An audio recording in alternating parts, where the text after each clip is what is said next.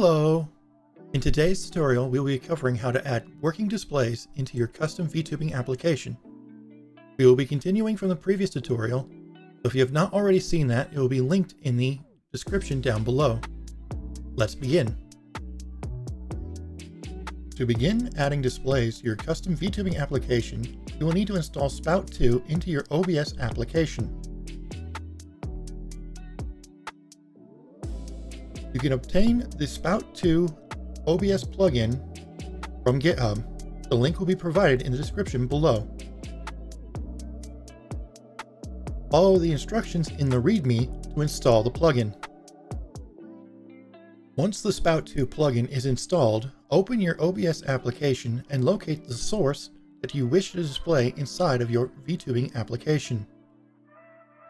Right-click and choose Filters. In the Filters dialog, click the plus button and select Spout Filter. Give the filter a name of your choosing.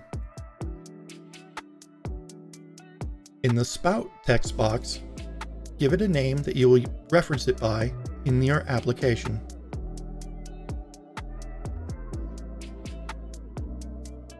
And click Change Filter Name. Click Close.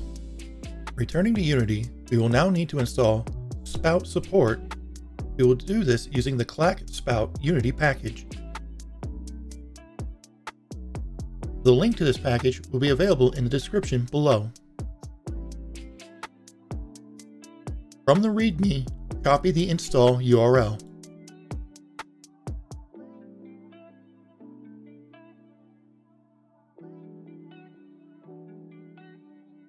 In Unity, you will need to open the Package Manager window.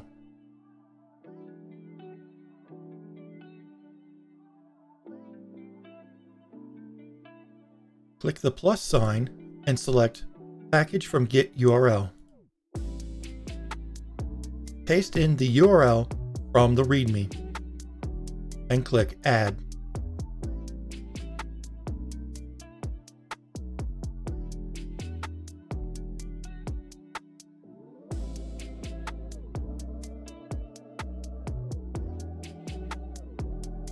We will now need to add a render texture and material for your display.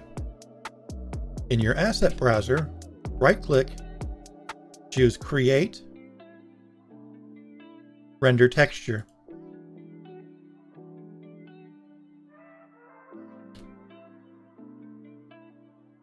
In the Inspector tab, locate the Size property and change it to match the dimensions of your source in OBS.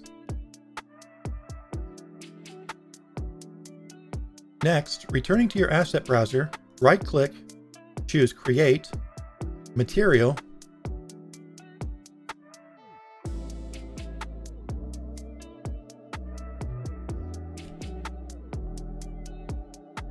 in the Inspector tab, choose the shader of your choosing.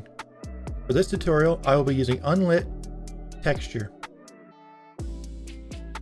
Then drag the render texture into the main texture. Assign this material to the object of your choosing. In the project hierarchy, right-click, Create Empty.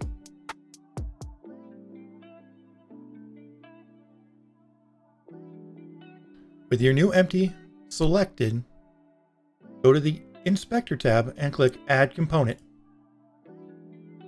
Add the Spout Receiver component. In the inspector, locate the source name property and select your source. Drag the render texture into target texture.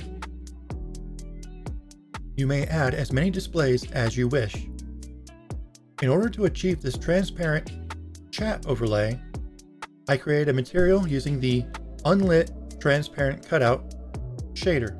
If you wish to display your application in OBS using Spout, you will need to add a Spout sender. In order to do this, right-click in your project hierarchy and create an empty.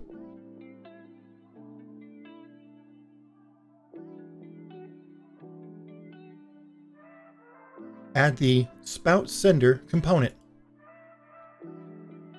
Give your source a name.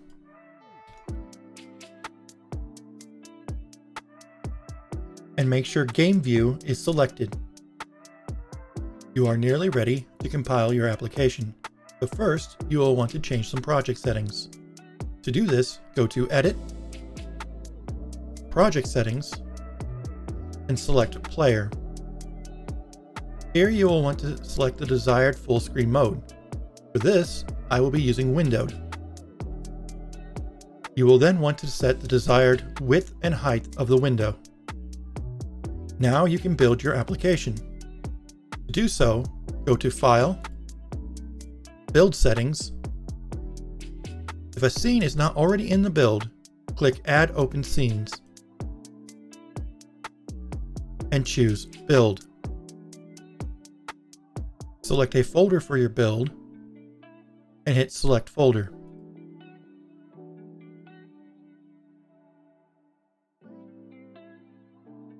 With your compiled application running, return to OBS. You can now add a new Spout source for your application. Press plus, Spout2 Capture, and give it a name. In Spout Senders, choose your application. You should now see your application in OBS. This concludes this tutorial. I hope you have found this tutorial helpful. Please like and follow if you would like to see this series continued.